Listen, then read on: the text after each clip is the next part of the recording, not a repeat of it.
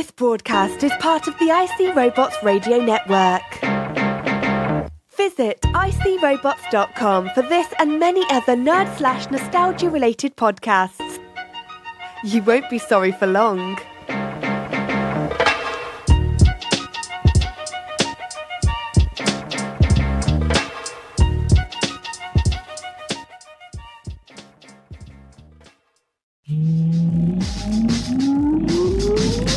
Countdown for blast off.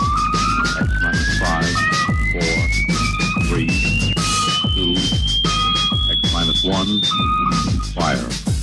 I don't wanna grow up, don't wanna grow up. I don't wanna grow up, don't wanna grow up. I don't wanna grow up. I'm a Toys R Us kid. There's a million toys at Toys R Us that I can play with. Welcome to the Toys R Us Report, recorded live on Jupiter's third largest moon, Callisto. He does it to death. When he starts hooking rights, you'll be hanging a left. He's your host, IC Robot. Greetings, Earth people. I am from Jupiter. It is me again, IC Robots. I am not a hero, but I do sacrifice a bit of my week each and every week to make your week a bit less week. And this week, I think it's going to get a lot less week. We're going to talk about the Flea Market, going to talk about movies, going to talk about one of the greatest TV shows I have ever seen in the entirety of my life, a show called Cobra Kai, a show that made me go and subscribe to YouTube Red, which is something I never ever thought I would do. But before we get into the show and start doing whatever we're gonna do, I got a new song here. It's on a drive. Let me look around and find it. Here it is. Nope, that's not it. Let me see. 1, 4, 5, 7, 8. Here it is. All right, hit it. You are listening to the Toys R Us Report. Welcome to the future. MCs look at me in my face and their eyes get weak. Pulse rate descends, heart rate increase. It's like beam me up, Scotty. I control your body. I'm as deadly as a lawn dart when it's time to do karate. When I call you a dork, you replied, what? Why? 'Cause you're a weirdo, plus you're a zero. Come on, dude, don't cry. So if you want a battle, I highly recommend this. Bring your dog, mom and dad, because I'm strictly business.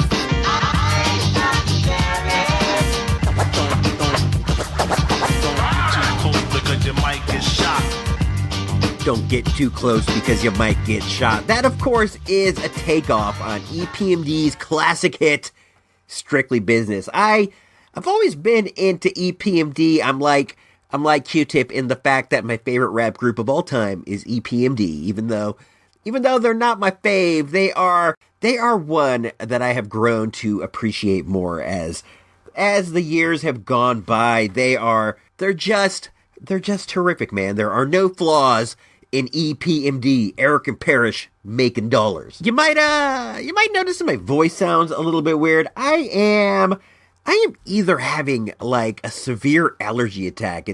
I'm still down on the Earth base and allergy season is in full effect. So I'm either having like a severe allergy attack or maybe a minor cold. I'm not sure which. I kind of think a allergy attack.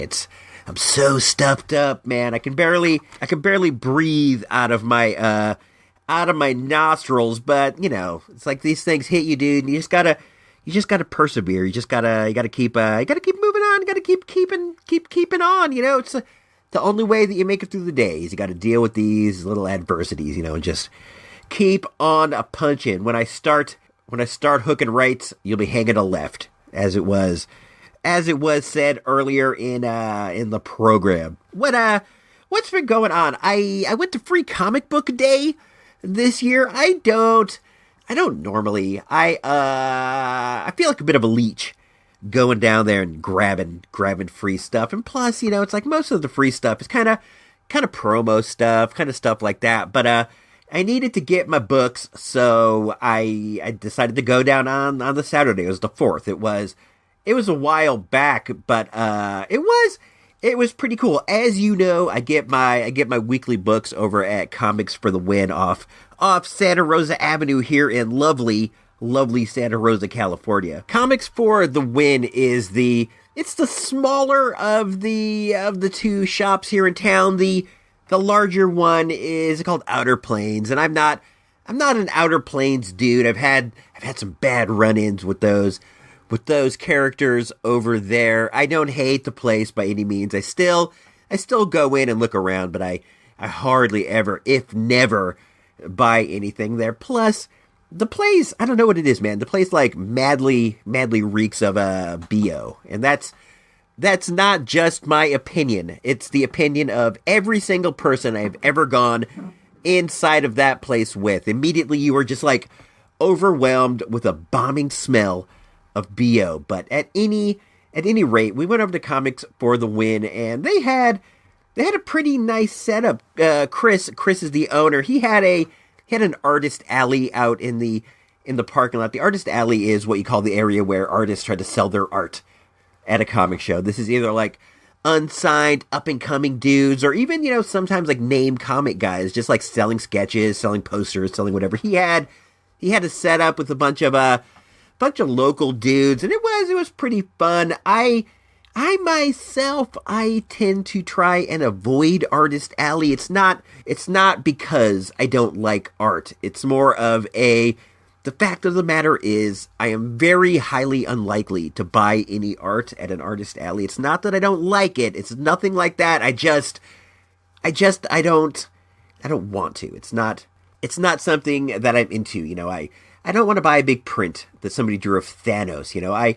I tend to, decorate with like movie posters and things. That's just the way it is. And I don't like going through and looking at the stuff because the artists there, they get their hopes up when they see you looking, and then I feel bad that I'm not buying anything. I feel guilty, and then I end up buying something that I don't want, and that's just kind of a waste of my money, but it's not a waste of the money fully because you are encouraging somebody to continue their art. So maybe I should be looking. Maybe I will do so, but for the most part, I avoid it just due to the guilt of not wanting to get anything. But I definitely appreciate it. And the Artist Alley section of the Free Comic Books Day over at Comics for the Win,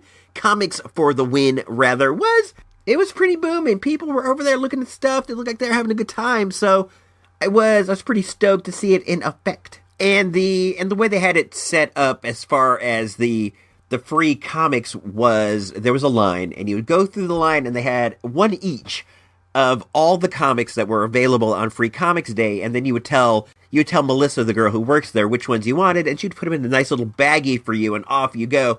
I didn't go through the line, but the wife did. I rapped with Chris for a little bit. He's also going to the big New Japan show at the Cow Palace. New Japan Pro Wrestling has announced that they are going to be running the historic Cow Palace in Daly City. So I got tickets. I know Gino Vega got tickets, and I found out that Chris from the comic store also got tickets. So that's gonna be fun. And me and him were talking.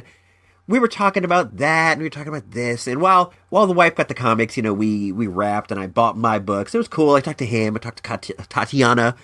I'm having a hard time talking. My throat is hurting, so you gotta give me some leeway. I was talking to Chris, and I was talking to Tatiana, and then we dipped out of there. It was a good time. One thing I noticed that was not the norm is there were a ton of kids in the comic store, and I think that's great. Comics are it's an expensive hobby, so you don't see kids into it. And Free Comic Book Day is a good way for kids to get some comics. And you never know, man, maybe they will get hooked. It's like you give your first hit of the drug for free, and then you gotta pay for the rest when you're a stone cold junkie. And then we actually did go over to Outer Planes. I don't normally. I wanted to see what they had going on over there, and they had pretty much the same setup, but their store was like, it was jam-packed with kids, and I'm like, this is so great. It is so great to go into a comic store and see actual honest-to-gosh kids instead of super old weirdos like me, like Gino Vega, like the dudes who hang out at a comic store, old weirdos with beards and comic book t-shirts tucked in and like fanny packs and cell phones on our belts. You know how it is when you look in the mirror and you see yourself with your fanny pack and your phone and your belt. Maybe it's just me. What else? That's about it as far as Free Comics Day. Oh, I did grab a couple when I was at Outer Plains. I'm like, I'll take a couple because they just had some on the table. So I grabbed the Riverdale one. It is a continuation of the Riverdale show on CW, and it's actually considered to be inside of the continuity. So I appreciate that. You get some additional Riverdale tales. My throat's starting to go, so let's move into At the Movies, which will be brought to you this week by Hall's Cough Drops. Smell that fresh bread, Officer Donahue. Nothing can penetrate this stuffy nose, Mrs. Barry. This can. Hall's mentholyptus. Uh-huh, with vapor action. Hall's vapor action penetrates deep into clogged nasal passages to help your stuffy nose feel clearer, while Hall soothes your throat to help your cough. Hey, you were right. About the bread? About the Halls. For penetrating relief, get Hall's Vapor Action. And try sugar-free Halls, too.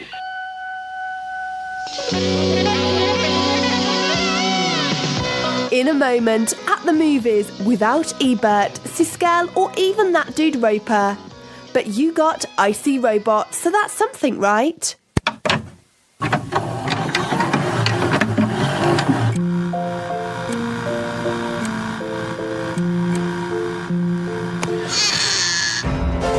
Great moms organize class parties and eat cupcakes. No. Things I'm just too tired to do. Hey, frozen pizza, awesome. Tully, rated R. Hello. I'm Tully. I'm here to take care of you. Watch the new trailer online at tullytrailer.com. Yeah, all right, we are back. Tully is the latest movie from the team of Diablo Cody and Jason Reitman. You might know them from the other flick that they made that was dynamite.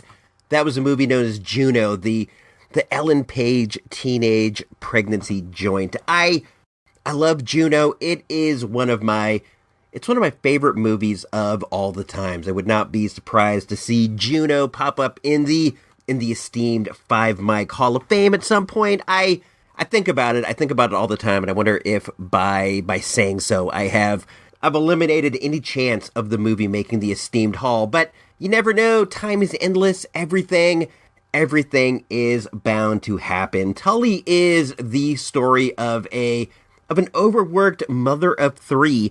Well, she starts off as a mother of 2, then she has the third, and the third one throws her over the line, and she enlists the aid of a night nanny played by Mackenzie Davis. The character is known as Tully. She is the titular character of the film.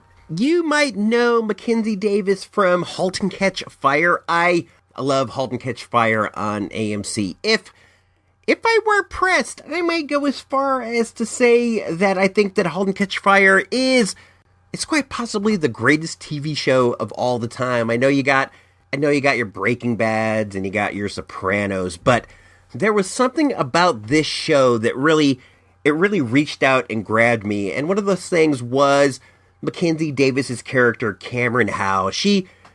There's just something about Mackenzie Davis. I mean, obviously she's beautiful, but there's just something about her. She really she has this exciting energy on the screen, and seeing her teamed up with overworked mom Charlize Theron it's really something special. They play off each other really well. This is a well-acted movie. I enjoyed it. I thought that it was well thought out. I thought that it was well acted. There's some funny parts. There's some heartfelt parts. It really made me think about being a parent. It reminded me back to the early days of 2.0's life. They have a much harder time of it than I did. 2.0 was a good little babe. She slept through the night. She wasn't fussy. She was easy as can be, which, is like the opposite of her as a teenager. I'm just kidding. She's great. She's a delight. But Charlize she's having real struggles, and her brother, who is played by the super face punchable Mark Duplass. I do not like Mark Duplass. I think he's a good actor, and I think that he is a talented filmmaker, but there's something about this dude that makes you want to punch him right in his jaw. He's like the dude that you know that has everything figured out much better than you do. He's the dude who he leads a vegan lifestyle. He manages to go jogging every day. He has everything in line. That's the character he plays in this. Let's take a look at a short clip here. Let's take a listen to a short clip here where he introduces the idea of a night nanny to his sister Charlize Theron. Do you know what a night nanny is?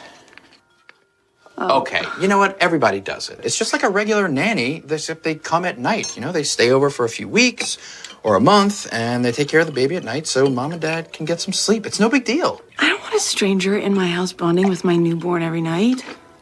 It's like a Lifetime movie where the nanny tries to kill the family and the mom survives and she has to walk with a cane at the end. Right, well, we had a night nanny. I don't remember that. The reason you don't remember it is because she only came at night.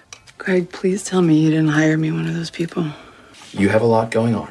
Get over yourself. Call her. She comes highly recommended.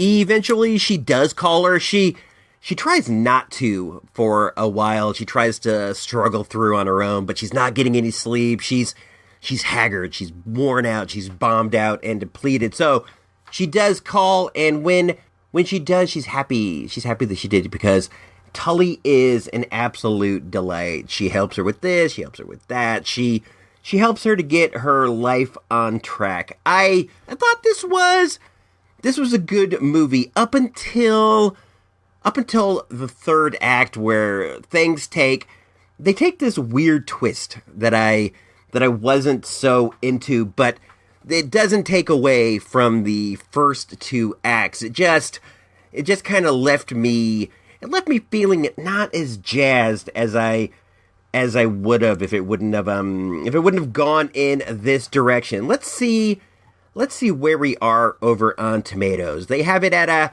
73% with the peeps, the guys like the good old people like you and me, and it's at 87% with the critics. It is a comedy. It runs for a nice and tight 94 minutes. I like that. It's over before you know it. It was directed by Jason Reitman, and it was written by Diablo Cody. Let's take a look at some of Diablo Cody's other writing credits. You know that she wrote Juno, she wrote Seduced and Abandoned, she wrote Tully, and she also wrote a movie about being a stripper that was weird. And I remember reading that many years ago after I saw Juno. I looked into her and I discovered she had written this book about her time as a stripper in Oregon, and that was a weird one. But if you're into that sort of thing, check it out. What else can we glean from this before we move into the final thoughts? If you're a fan of Juno, if you're a fan of good old Diablo Cody, I would recommend this. It is definitely in line with her previous work. I don't think that it's like up there with Juno, but it was definitely not a wasted time. So with all that said, on the good old-fashioned Source Magazine Mike meter, with 1 being a dud and 5 being an all-time classic, I am going to go ahead and I'm going to give Tully 3 mics. 3 mics.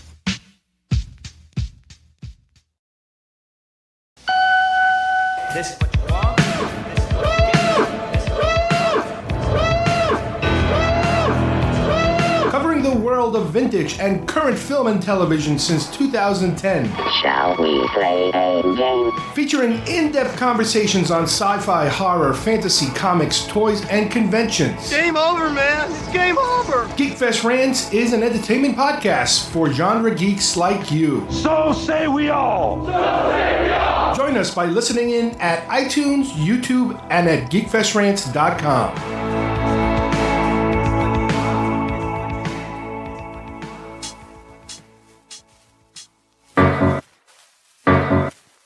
You've made it this far. It's time. The final segment, your weekly toy shop update, the Toys R Us report.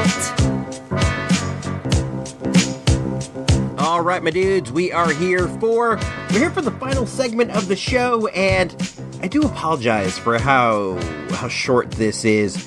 For how short this is turning out, but man, allergy season is in like full effect, and I'm all stuffed up in the nose, and my throat is like, it's like super on scratch. So I keep having to pause.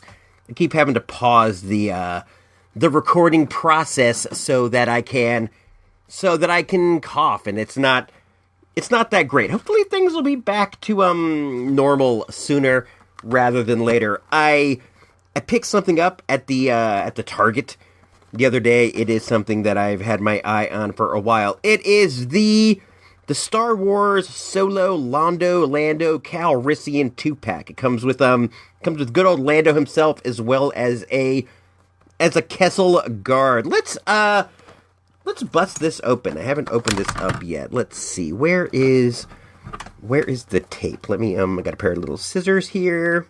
Doing the tape a slice. This is like an unboxing live recorded on the show. What is this? This is the little assembly instructions, and now I am pulling good old Lando out of here. Lando's cool looking. He has a scarf. He has a cape. He comes with a gun. Let's take a look at this Kessel. This Kessel guard here. I'm pulling him off of the plastic card. He comes with some sort of a staff. It looks like a weapon of some sort. I imagine like an energy blasting staff. I'm having a hard time pulling this out. He's cool looking. He has a helmet with like a little slit in it, and I dropped his staff on the ground. Where did that go? I am the worst with accessories. I drop them and lose them more than you would know. He's cool, I guess. I don't know. I'm not super big on troop building. I don't have tons of Star Wars troopers, or rather stormtroopers and stuff, or Cobra officers. I get the main characters. Let me pull Lando here off. Man, it's hard to get him out. I'm damaging this something awful. Like, come on out of here. I got him. He's out. His cape and his scarf are attached together, and they both come off, which is cool, I guess. He looks a lot like Donald Glover, good old childish Gambino. He has a blaster. I'm gonna leave that on there. There's this other thing. It is 1, 2, 3, 4 pieces that you can combine together into one sort of what looks to me like a laser artillery cannon with a power unit. This is actually pretty cool. It has 3 legs, and if I could figure out how to get this to lay flat, it would be neat. When I say it, I mean what must be like the power source. It's pretty cool, man. I don't know how much use I'll get out of it, but if I was like playing with my Star Wars dudes like I was supposed to, this would be something that I would definitely get some use of. It could even be like a G.I. Joe weapon. It's pretty dope. I do like Lando. I like his cape. I like how it comes off. I'm not super keen on the Kessel guard, but there's nothing wrong with him by any stretch. Maybe once I see the movie, I'll grow in. I'll get some fondness for this dude. I mean, probably not. I really just wanted the Lando. I've always liked Lando Calrissian. I'm a fan of Donald Glover's, so I wanted this. I do dig how his cape comes off. That's pretty neat. He has a side holster where you can put his weapon. Let me get that off. I don't know if you can hear me. Where did I put that? I'm dropping all the pieces. Let me find it here. I'm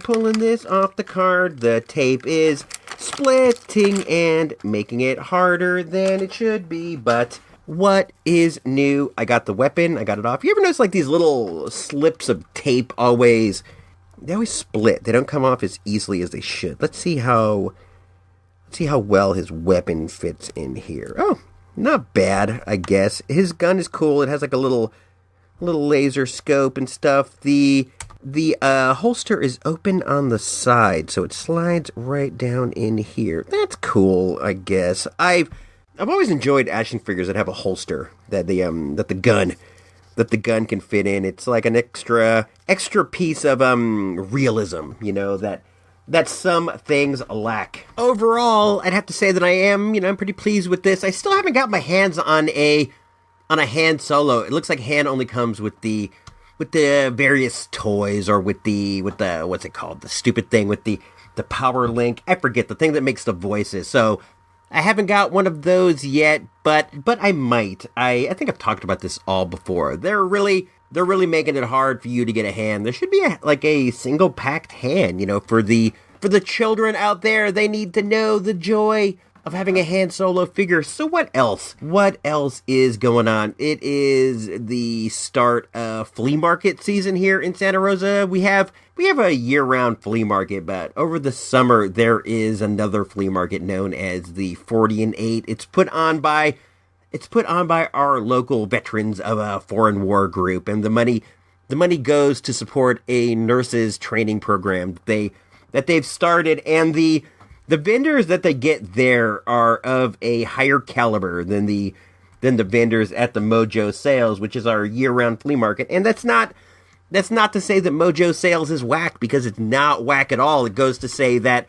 the 40 and 8 it's pretty terrific. And the last one was this past week. The important ones of the year are usually the first one and the last one. The first one because you get to see all the new stuff that people are bringing in, and then the last one because this is the one where they're trying to get rid of things they didn't sell over the course of the summer. But we got there early, we spent a good time, and I didn't really come home with anything that fantastic. I was a bit bummed out. I got some comics, I got some back issues of The Unknown Soldier. I'm a huge DC War Comics fanatic, so I was happy to get these. My throat is on scratch. I can feel it tickle. Does my voice sound different to you guys? It sounds different to me in my ear. I also got a 2-pack Star Wars, the Princess Leia collection with Star Wars, the first Star Wars, Princess Leia, and R2-D2. That's the very first of the Star Wars films. I have a hard time calling it A New Hope. I will if forced, but it's not what I want to. I just want to call it Star Wars. I got the Princess Leia with the cinnamon bun hairdo, and she has a neat fabric outfit that I like, and also, a good old R2-D2. I have an R2, but you can't have too many R2s. There's this guy there who he has like bins and bins and bins of Star Wars dudes, and they're all, the later ones, the green carded ones that everybody put away, and he wants like crazy prices for him. If you go to him and ask, he's gonna be like, oh, that one's $15, this one's $20, and I'm always like, you're tripping, homie. But he also goes to the flea market with this younger guy. I don't know if it's his son, I don't know who it is, but if you ask him, he will always give you better prices. So I asked him about this one, and I was able to get it for $3, which I am happy with. Out of all the Princess Leias I have, this might be the best looking one. Plus, she has a cloth tunic, a robe. What would you say she wears? She wears like long flowing robes, but she doesn't come with a gun. I think that's goofy. Where did I sit it? I wanted to talk about this. This came out in 1997, and then there's 3 others in the set. There's one of her and Luke Skywalker where she's giving him the medallion at the end of the first Star Wars, and there's one with her with Wicket the Ewok, and then one with her and Han Solo. These go for like, I don't know, anywhere up to like maybe $9.99 if you're looking for them online. So $3 is cool. I'm gonna bust this open. Not right now, but I do want to get my hands on this Princess Leia. That's not anywhere near as pervy as it sounds when I said it. I want to check this figure out. What else is popping off? Oh, this is something I saw Cobra Kai on YouTube Red. I didn't even know that YouTube Red was a thing. I don't know. I do go on YouTube from time to time and look at stuff. I watch like wrestling videos or like 80s commercials and stuff, but I didn't know that they did like, I don't know, scripted programming or whatever, and I kept kept hearing about this this Cobra Kai. It's a continuation of the Karate Kid mythos, and I like the Karate Kid as much as the next guy. I think that the first one is another movie that might be a potential 5 Mike Hall of Famer. I like the second one just fine. I dig it. That's the one where they go to Japan. But the third one is the one that I have probably seen the most. That's the one where like evil karate mastermind Terry Silver comes and he plays mind games with Daniel-san, and he tricks him into almost becoming a Cobra Kai member before revealing that John Kreese is behind the whole thing. That's the one that I've seen the most. When I was a young sprat, it was playing on like constant HBO rotation, and me and my bro would watch this one like, I don't know, there was like one summer where I feel like I watched it like every single day. The reveal where Terry Silver like turns on Daniel-san really like, it really upset me as a kid, just like the idea that a full-grown adult would hoodwink a kid like that. It was devastating to me. So I definitely am a Karate Kid fan, and I was for sure looking forward to checking out Cobra Kai, especially after seeing the trailers. They looked really, really good. So when I saw that, I heard this from my man Doug McCoy. He sent me a boxer. Doug's a cool guy. He's a good guy, and he does a really cool show called Crazy Creepy Cool Movies, which is about like 80s movies and such, and his memory for these things is fantastic. And he boxered me, and he's like, hey, you got to check out Cobra Kai. And I was like, homie, I'm going to check it out anyway, but since I got your recommendation, I'm going to check it out now. So me and the old wife sat down and watched the first 2 episodes. The first 2 are for free on YouTube. After that, you got to get a subscription to YouTube Red. But I got to say, after watching the first 2, you will be hooked to the point where you're like, I got to see the rest. I got to check it out. It's that good. This show may be the best thing that I've seen this year. And that includes movies, that includes TV, that includes everything. It was just so great. I really mean that. This show was dynamite. It's 10 episodes, and it starts off right where the first movie ends. You see Daniel-san landing the crane kick to Johnny Lawrence, and then as Johnny Lawrence falls to the mat, it transitions to him laying face down on his apartment floor, and you find out that the years have not been good to Johnny Lawrence. That everything has gone downhill since the All Valley Karate tournament. He's doing like off-brand construction jobs, and he spends all of his time drinking like Coors the Banquet beer. He lives in an apartment.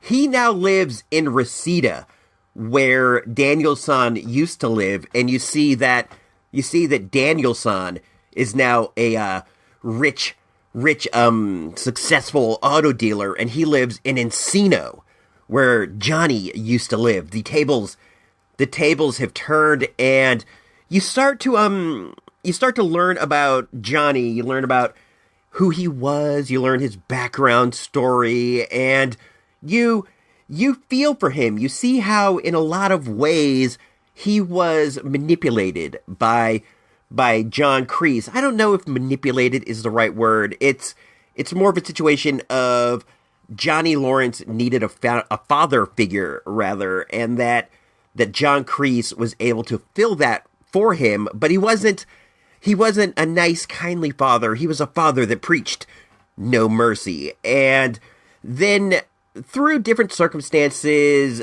Johnny opens up the Cobra Kai dojo again. And these aren't spoilers. I'm not going to give away any spoilers. These are all things that were shown in the trailers. He opens up the Karate Kai dojo once again, and he begins the feud again. Daniel-san's like, Cobra Kai in the Valley, not on my watch. And it all leads to the All Valley Karate Tournament. And man, the show is so good. You get this one great episode where Johnny tells the story of the Karate Kid from his perspective, And it's amazing because you see in a lot of ways that Daniel-san brought it on himself, and that Daniel-san was in a way bullying Johnny, and that Johnny was responding in the only way he knew how, with Cobra Kai karate. And dude, this show was just so good. Everybody's like, why is it that they're giving this away for free on YouTube Red? And by free, what I mean is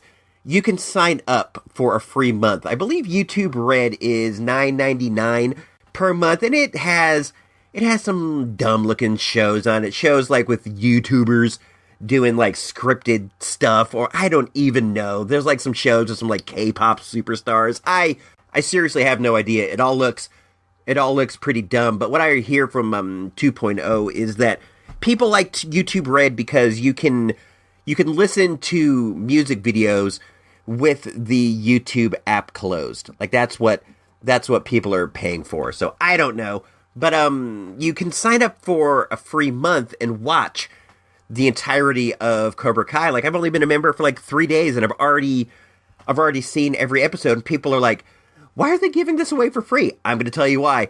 The series ends with a jaw-dropping cliffhanger that will make it so that I will pay to see season 2. And I hope that this is successful enough that there is a season 2. Going by what I see on like Twitter and on Facebook and stuff, people are loving this just as much as I have. So there will be a season 2 if that is any indication, and I'll be paying for it.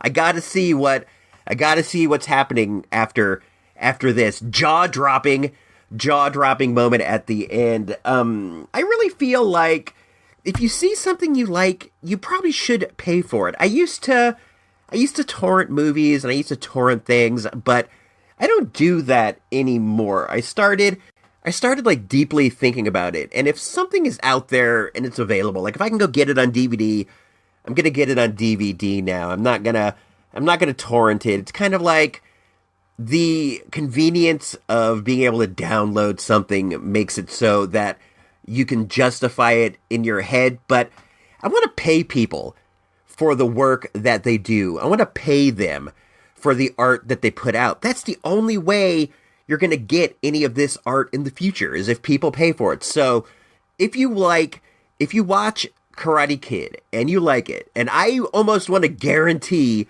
that you will like it, when season 2 rolls around, just pay for it. Don't do that thing where like you make a new YouTube account so that you can get another free month. Don't do that. Just pay for it. It's only $9.99 for a lot of entertainment. And that's not so much. That's something that I feel like we can all afford. And if not, just, I don't know, go watch it at a friend's house, talk them into getting it, go watch it with them. I watched it with my wife and we had a super duper time. We were marking out, we were popping for everything. There are so many neat little references in the thing that you're like, did you just see what happened? Did you see what happened? It's so great. There's a scene where like these two characters go on a date and it's like, almost like a shot-for-shot remake of the date that Daniel-san and Elizabeth Shue went on. It's just super-duper terrific. Let's talk about the, how should we say? Let's talk about the Cobra Kai ethos for a second. The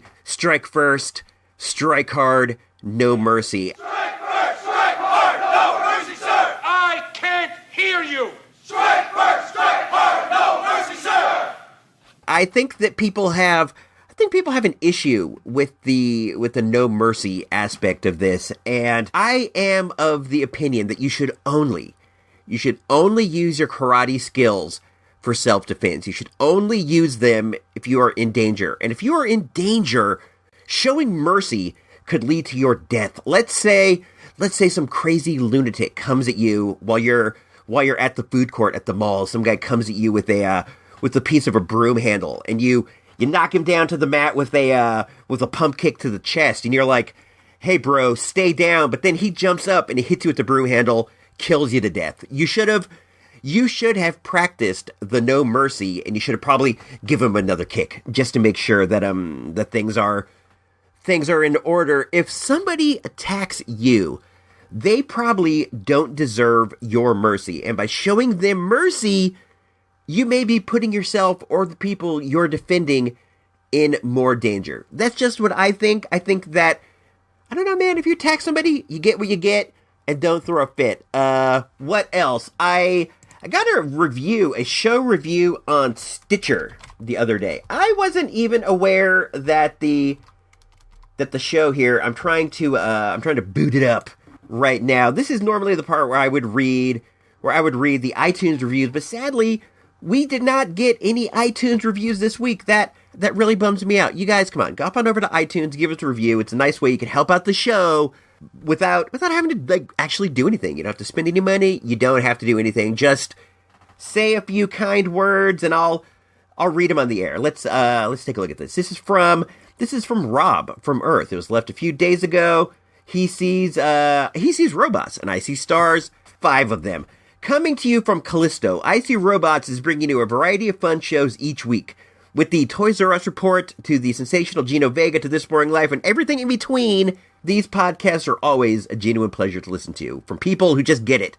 Life, and they're loving fun stuff. This is from my man Rob, who does the Radio Free Cybertron, which is a Transformers-related podcast. I was super duper impressed to see that Homeboy has over 500 episodes of this. Dude is a veteran of the game. If you are into Transformers, if you like that stuff, go check it out. Honestly, if you like Transformers and like podcasts, you're probably already checking it out. But if you're not, it's Radio Free Cybertron. You do want to peep that out. It's good stuff, well put together, smart stuff. 500 episodes for you to go through and check out. I thank you, Rob. I appreciate the review. It is super duper nice of you. It's a way to help us out without having to put any money out or anything of that sort. We're on iTunes, we're on Stitcher, we're on like Google Play, everything in the universe. Hop on over to iTunes. It's IC Robots Radio. Leave us a review. I will read it on the air, and everyone will know that you're super cool.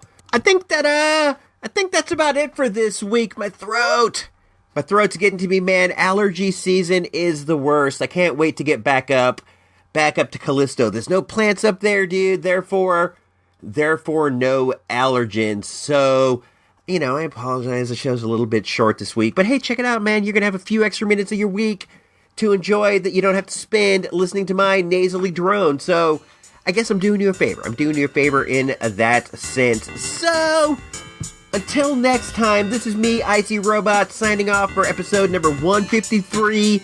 No main topic. I don't even know what I would say this show's about, but I'm signing off episode 153. So until next time, if you don't know, now you know.